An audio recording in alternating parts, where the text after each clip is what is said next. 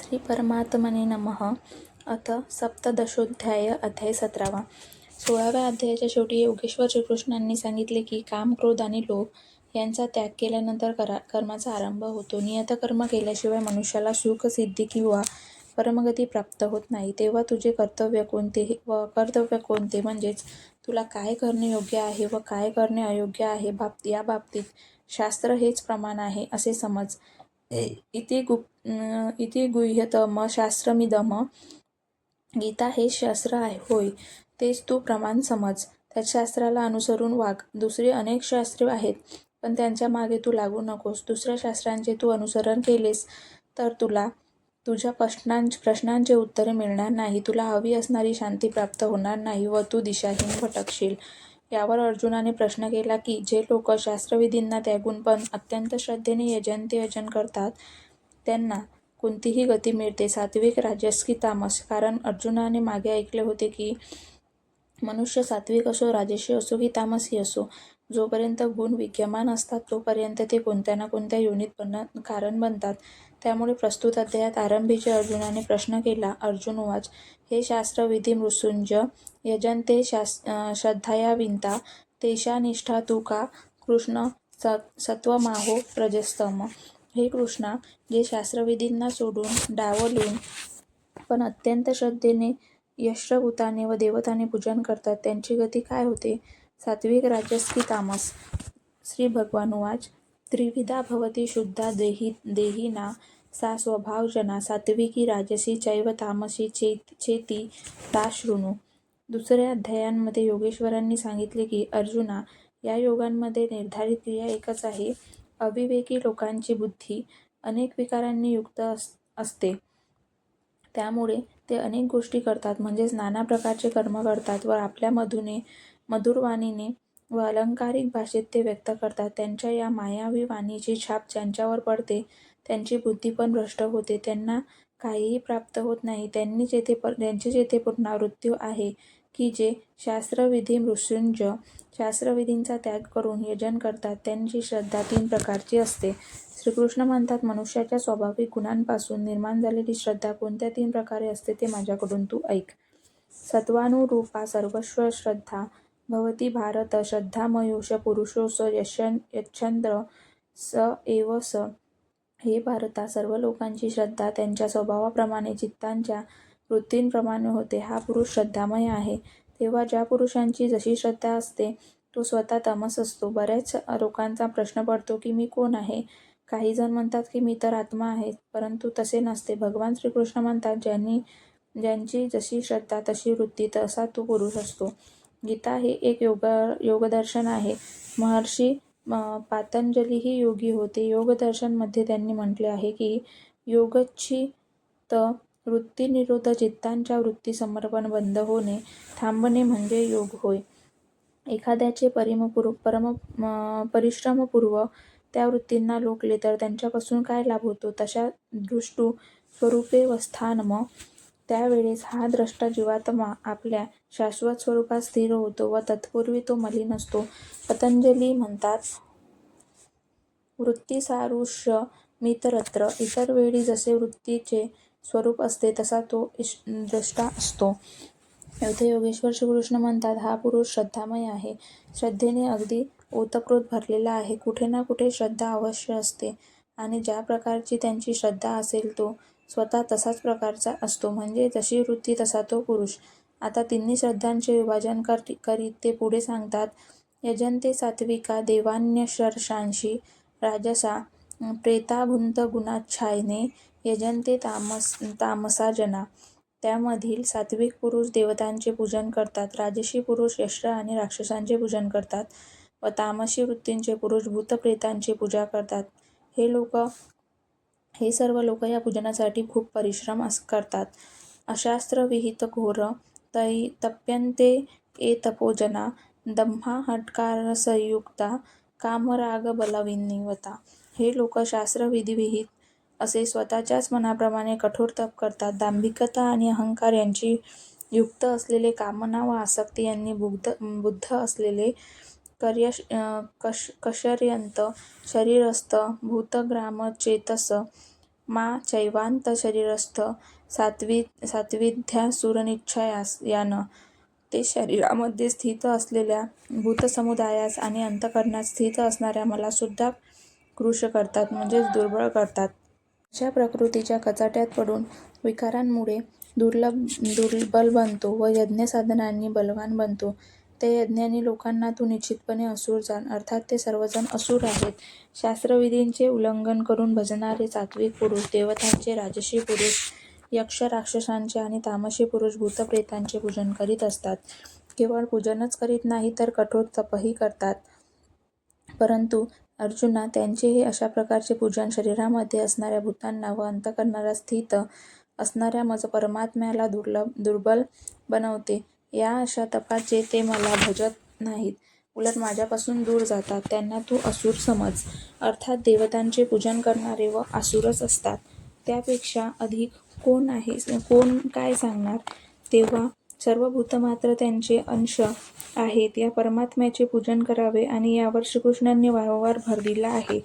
आहारास्वापि सर्वस्व त्रिविधो भवति प्रिय यज्ञतपस्तथा दानतेषा भेदमिम शृणु. अर्जुना, ज्या प्रकारे श्रद्धा 3 प्रकारची असते त्याप्रमाणे प्रकृतीच्या त्रिगुणांसाठी भोजनही आहार 3 प्रकारचे असते. तसेच यज्ञ, तप आणि दानही 3 प्रकारचे असते. त्यांच्यातले भेद मी तुला सांगतो ते ऐक. प्रथम आहारांविषयी सांगतात. आयु, सत्व, बलारोग्य, सुख, प्रीती, विवेधना, रस्सा, स्निग्धा, स्थिरा, हृद्या आहारा सात्विक प्रिया. सात्विक वृत्तीच्या लोकांना आयुष्य, बुद्धी, बल, आरोग्य, सुख आणि प्रीती यांची वृद्धी करणारा, रसयुक्त, स्निग्ध, स्थिर राहणारा व मनाला आनंद देणारा आहार आवडतो.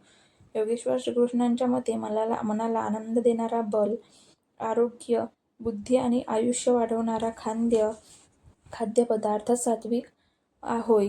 खाण्यास योग्य असा पदार्थ जो सात्विक आहे तो सात्विक लोकांना प्रिय असतो. यावरून स्पष्ट होते की कोणताही खाद्यपदार्थ सात्विक, राजसी किंवा तामसी नसतोच, तर त्यांचा प्रयोग किंवा त्या पदार्थांचा परिणाम सात्विक, राजसी किंवा तामसी असतो.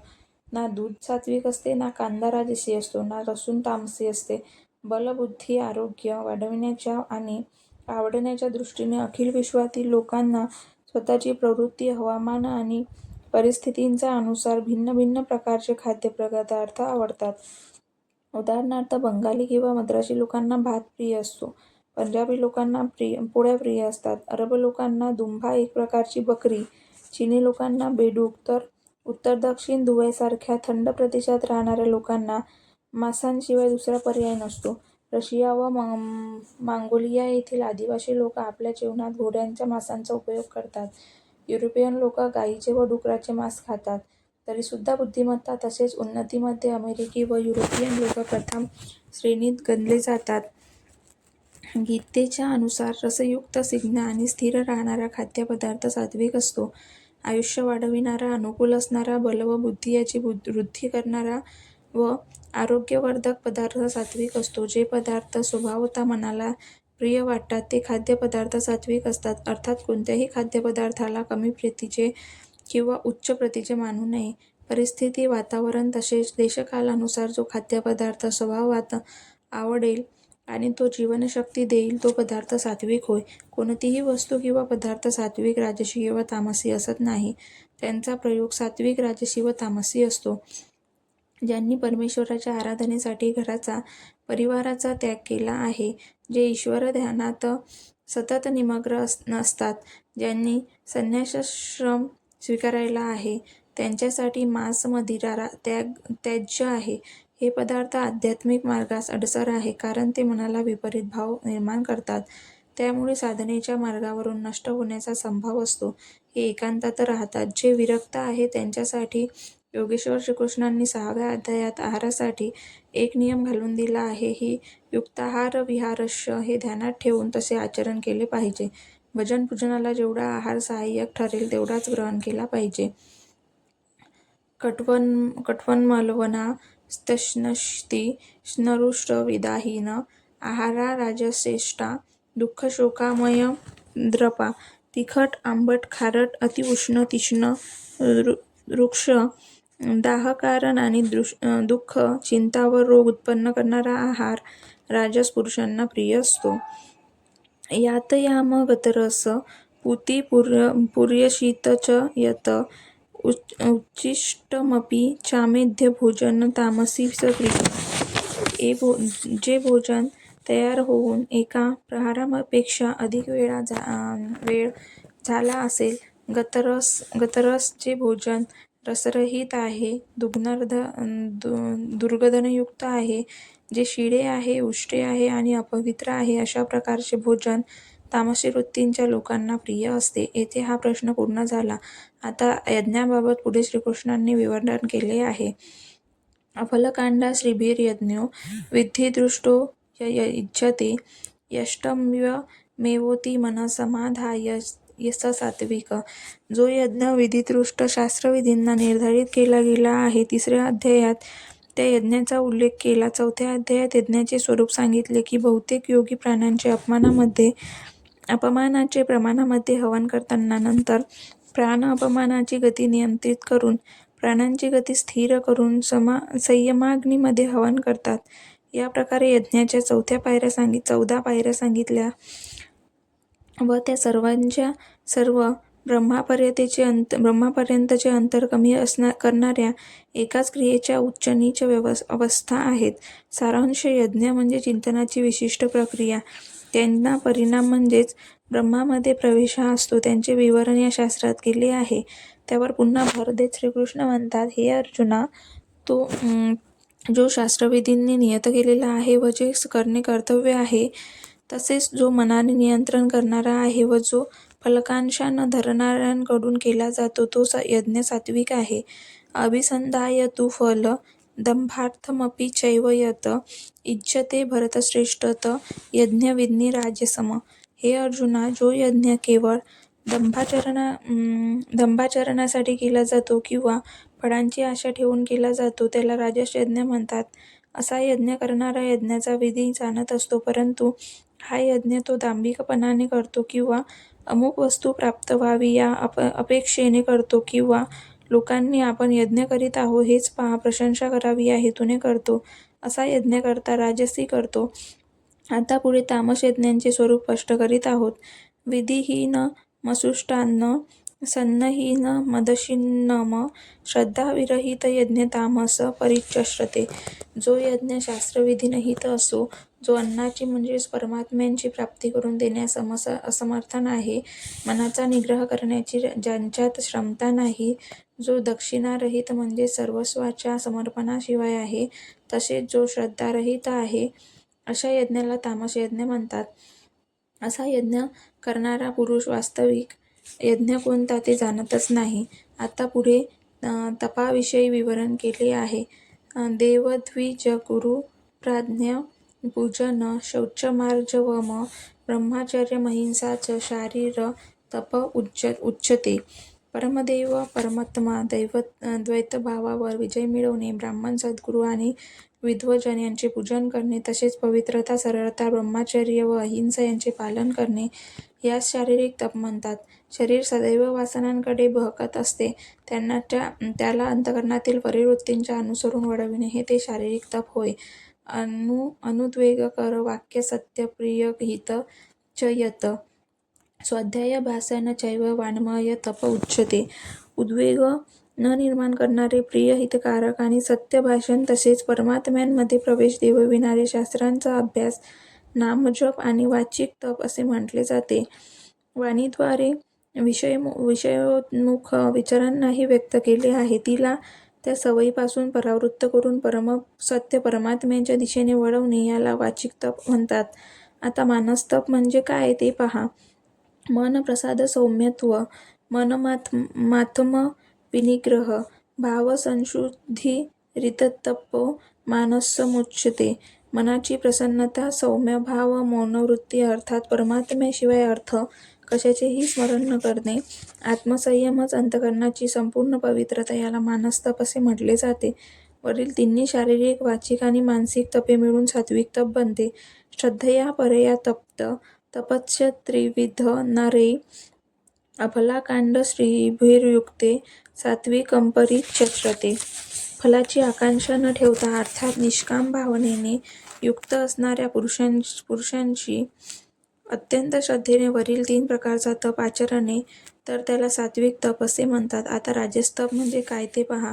सत्कार मान पूजा अर्थ तपोदंभेय चैव यत क्रियते तदिह पोक्त राजस चलम ध्रुवम. जे तप सत्कार मान प्राप्त होण्यासाठी आणि इतरांची आपली पूजा करावी म्हणून केवळ दांभिकपणाने केले जाते त्या अनिश्चित आणि चंचल फळ देणाऱ्या तपास राजस तप म्हणतात. मृढग्राहे नाम्नो तद्बीडया क्रियते तप परशोत्सा दानार्थवा तत्साम समुदाहतम. जे तप मूर्खतापूर्वक हट्टाने मन शरीर व वाणी यांना पीडा देऊन किंवा दुसऱ्यांचे अनिष्ट करण्याकरिता सूडबुद्धीने केले जाते त्या तपाला तामसतप म्हटले आहे. या प्रकारच्या सात्विक तपामध्ये शरीर मन आणि वाणीस परमात्म्याला अनुकूल असे वळलेले आहे. राजस तपामध्ये तपाची क्रिया तीच असते परंतु दंभ मान व सन्मानाच्या इच्छेने ते केले जाते. महात्मा लोक बरेचदा घरदार सुटल्यानंतरही या विकारांची शिकार होतात. तसेच तामसी तप हे अविधीपूर्वक असते. दुसऱ्यांच्या पीडा देण्याच्या दृष्टिकोनातून केले जाते. आता प्रस्तुत आहे दान दातव्यमिति यद्दान दीयते नुपकारिणे देशे काले च पात्रे च तद्दान सात्विक स्मृतम. दान करणे हे कर्तव्य आहे अशा बुद्धीने योग्य स्थळी योग्य काळी आणि योग्य मनुष्यास प्रत्युपकाराची अपेक्षा न करता जे दिले जाते ते सात्विक दान होय. यत्तु प्रत्युपकारार्थ फलमुद्दिश्य वा पुनः दीयते च परिकिष्टच दत्तान राजसस्मृतन. जे दान क्लेशपूर्वक अत्यंत कष्टाने देण्याची इच्छा नसतानाही दिले जाते तसेच प्रत्युपकाराच्या भावनेने तसेच काहीतरी मिळेल या भावनेने किंवा फळांची अपेक्षा धरून दिले जाते त्याला राजस दान म्हटले जाते. आदेशकाले यज्ञानमन पात्रेभ्यश्च दीयते कत्सकृत मध्यज्ञात तत्सामस मुद्राहुतम. जे दान सत्काररहित किंवा तिरस्कारापूर्वक झिडकारून अयोग्य ठिकाणी अयोग्य वेळी अपात्र माणसांना दिले जाते ते दान तामस समजले जाते. पूज्य महाराज श्री म्हणत असत, हो कुपात्र को दान देने से दाता नष्ट हो जाता है. आरोग्य मनुष्याला दान देणारे नष्ट होतो. श्रीकृष्णानेही हेच म्हटले आहे की दान देणे हे कर्तव्य आहे. योग्य देश काल आणि पात्र प्राप्त होताच प्रत्युपकाराची भावना न ठेवता दिलदारपणाने दिलेले दान सात्विक आहे. अत्यंत कष्टाने व बदलत्या फळाच्या अपेक्षेने दिले जाणारे दान हे राजस आहे आणि सत्काररहित अवलेहपणापूर्वक प्रतिकूल ठिकाणी आरोग्यकाळी व अपात्र मनुष्याला दिले जाणारे दान तामस आहे. अर्थात हेही दानच असते. शरीर गृह इत्यादी गोष्टीबद्दलच्या ममत्वांचा त्याग करून फक्त परमेश्वरावर हे जे अवलंबून असतात त्यांच्यासाठी दानाचे विधान ह्यापेक्षाही उन्नत असते आणि ते असते सर्वस्वाचे समर्पण.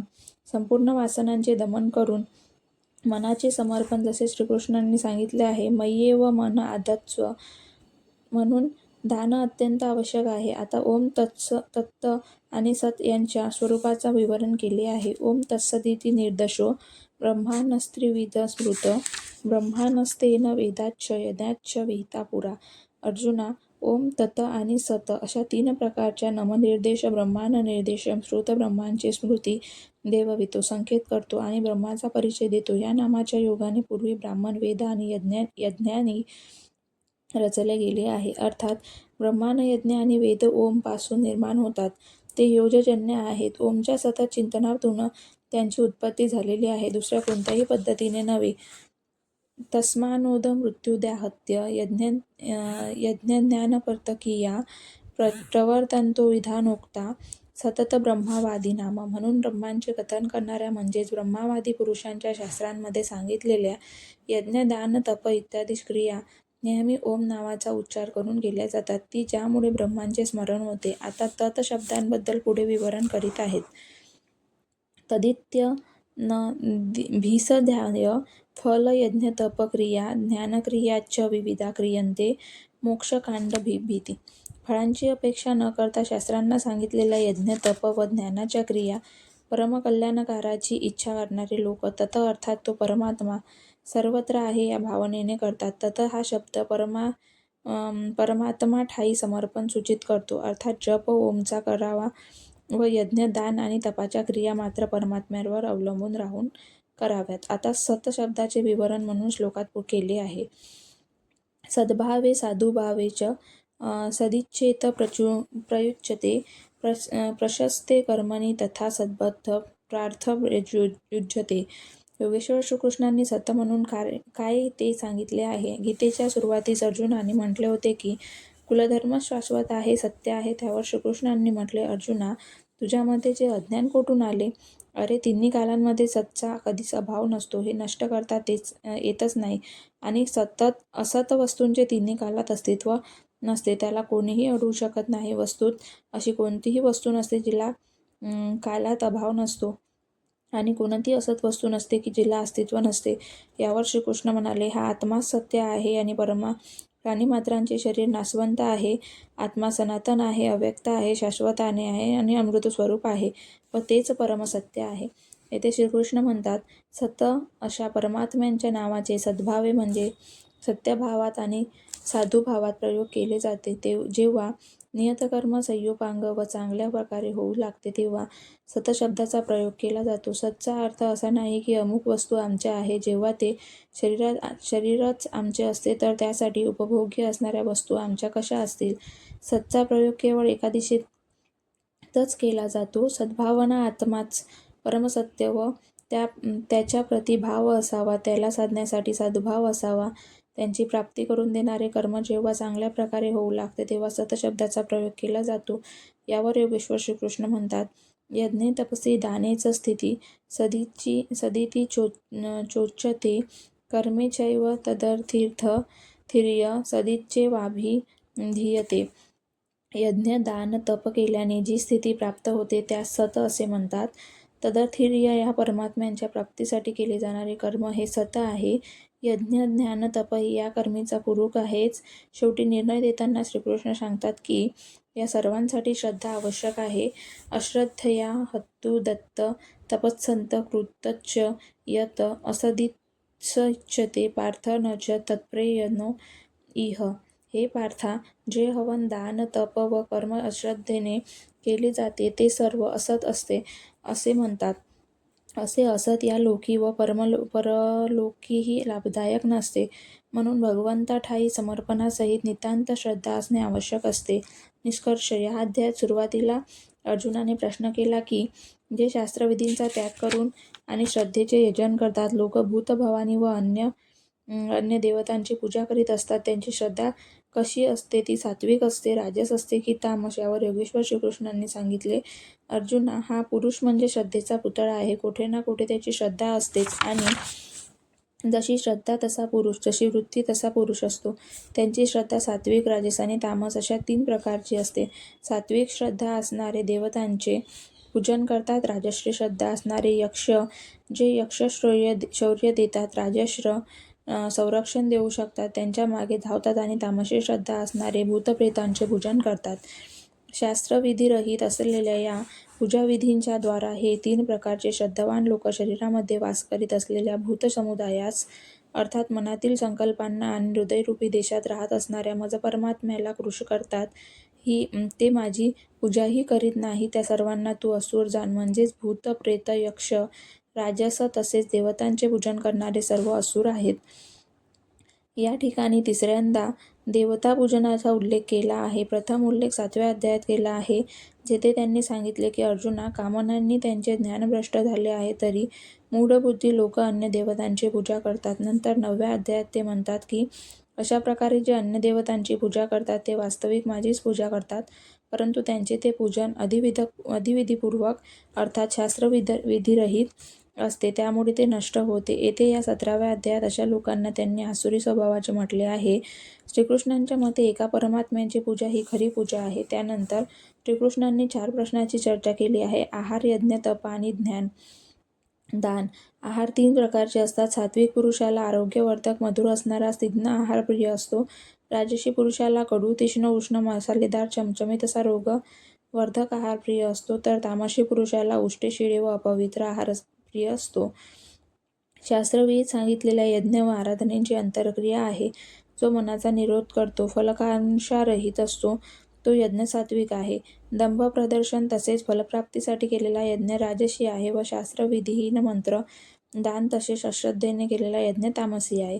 परमदेव परमात्म्यात प्रवेश देवविणारा योग्यता ज्यांच्यात आहे त्या यज्ञानं प्राज्ञ सद्गुरूंची अर्चना, सेवा आणि अंतःकरणपूर्वक अहिंसा, ब्रह्मचर्य आणि पवित्रतेचा अनुसरून शरीराला कष्ट विणे, जे शरीराचे तप आहे, सत्यप्रिय आणि हितकारक बोलणे म्हणजेच वाचिक तप होय आणि मनाला कर्मांमध्ये प्रवृत्त ठेवणे, परमात्म्याव्यतिरिक्त इतर विषयांच्या चिंतनात मनाचे मौन ठेवणे याला मानसिक तप म्हणतात.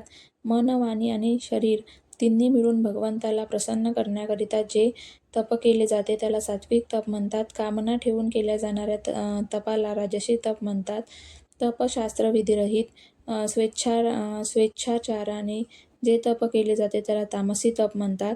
दान करणे आपले कर्तव्य आहे असे समजून देश, काल व योग्य व्यक्ती यांचा विचार करून श्रद्धापूर्वक जे दान केले जाते त्याला सात्विक दान म्हणतात. लाभाच्या व लोभाच्या अपेक्षेने अत्यंत दुःखाने जे दान केले जाते त्याला राजसी दान म्हणतात व तिरस्काराने अपात्र मनुष्याला दिल्या जाणाऱ्या दानाला तामसी दान म्हणतात. ओम तत आणि सत यांचे स्वरूप सांगताना श्रीकृष्ण म्हणाले की हे नाव परमेश्वराचे स्मरण करून देते. शास्त्रोक्त तप, दान व यज्ञादी कर्म आरंभ करताना प्रथम ओमचा उच्चार केला जातो व पूर्तीनंतरच ओम पिंड सोडतो. ततचा अर्थ आहे परमात्मा सर्वत्र व्याप्त आहे, त्याला समर्पित होऊन जेव्हा सातत्याचे कर्म होते तेव्हा सतचा प्रयोग होतो. भजन हेच सत आहे. सद्भावात व साधू भावात सतचा प्रयोग केला जातो. परमात्म्याची प्राप्ती करून देणारा कर्म, यज्ञ, दान व तपांमध्ये सतचा प्रयोग केला. परमात्म्यांना प्रवेश देवविणारे कर्म निश्चितपणे सत असते, परंतु या सर्वांबरोबर श्रद्धा आवश्यक आहे. अश्रद्धेने केलेला कर्म, दिलेले दान, आचरलेले तप या जन्मात लाभदायक नसते व पुढच्याही जन्मात नसते, तेव्हा श्रद्धा असणे अपरिहार्य आहे. संपूर्ण अध्यायात श्रद्धेविषयी विवरण केले आहे व शेवटी ओम तत व सतची व्याख्या प्रस्तुत केली आहे, जी गीतेमध्ये प्रथमच आहे. म्हणून ओम तत्सदिति श्रीमद्भगवद्गीतासु तपशिनीषु ब्रह्मविद्याया योगशास्त्रे श्रीकृष्णार्जुनसंवादे ओम तत्सत श्रद्धात्रयविभागयोगो नाम सप्तदशोऽध्याय. याप्रमाणे श्रीमद्भगवद्गीतारूपी उपनिषदातील ब्रह्मविद्या अंतर्गत योगशास्त्रातील श्रीकृष्ण आणि अर्जुन यांच्या संवादातील श्रद्धात्रय विभागयोग नावाचा 17वा अध्याय समाप्त झाला आहे. इति श्रीमत् परमहंस परमानंदजीचे शिष्य स्वामी अडगडानंदजी कृते श्रीमद्भगवद्गीताया यथार्थगीता भाष्य. ओम तत्सत.